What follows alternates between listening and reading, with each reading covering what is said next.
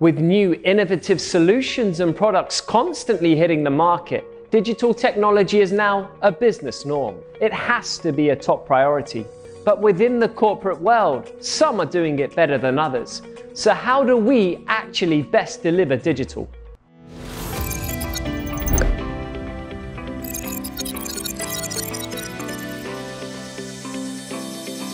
An interesting way of visually thinking about digital is by looking how communication habits have become entirely data-focused. I mean, when was the last time you spoke to someone without interacting digitally first? But don't just take my word for it. According to Data Reportal, a total of over 5 billion people around the world use the internet today, equivalent to over 63% of the world's total population. Plus, there are also over 5 billion unique mobile phone users in the world today.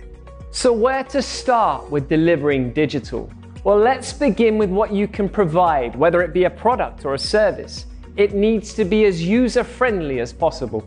I mean, let's take, for example, the actual products. Do they need to be physical objects? Let's look to PSS, or Product Service Systems, for guidance. PSS starts from the premise that companies must offer the function of the product, not the actual product itself. This concept is based on developing the real needs of the consumer, who does not necessarily want to actually own the thing, but to benefit from using it. One of the biggest examples of PSS in action was highlighted by the multinational computer software company Adobe. Adobe suffered in the 2008 financial crash, but through a change of their sales model, which utilized more data, were able to reposition themselves and increase profits. In 2009, Adobe began its transformation, returning to its status as one of the most innovative companies out there, focusing on 3 main pillars: reoccurrence, more money, more profit; dematerialization, no need to deliver, no distribution costs; and scale.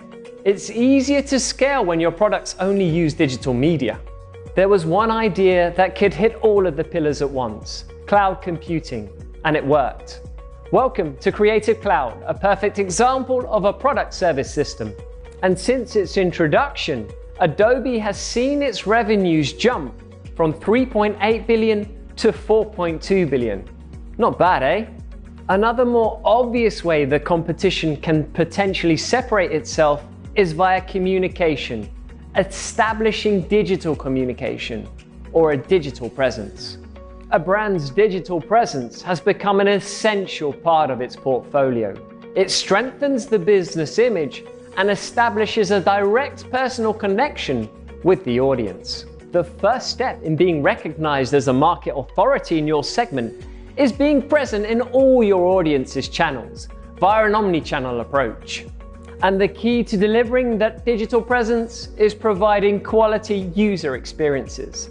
Essentially, it all comes down to using your digital platform to provide the best possible customer care and that perfect customer experience. Let us show you what we mean through Zappos, an online leader in shoe shopping, which uses digital feedback to better serve its customers. Zappos invests heavily in online marketing and its social media campaigns, using data and its digital presence to put their employees and, crucially, the customers first. You see, one of the ways to make consumers feel comfortable is by connecting them with happy employees who will go that extra mile. It's about focusing on what the customer actually wants and needs, not what the company wants the customer to want or need. You see what I mean? This is a key part of an effective digital strategy. Listen to your audience and plan accordingly. And putting the customer first is easier when you know who the average customer is.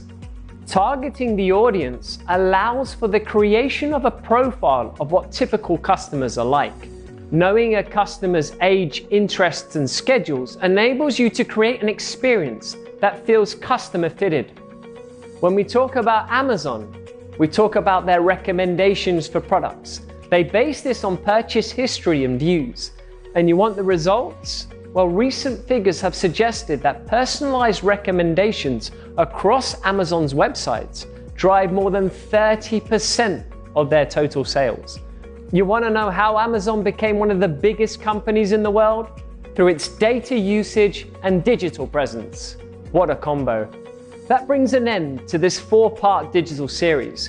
We hope you have enjoyed this brief look at the digital stratosphere. And it's been just that.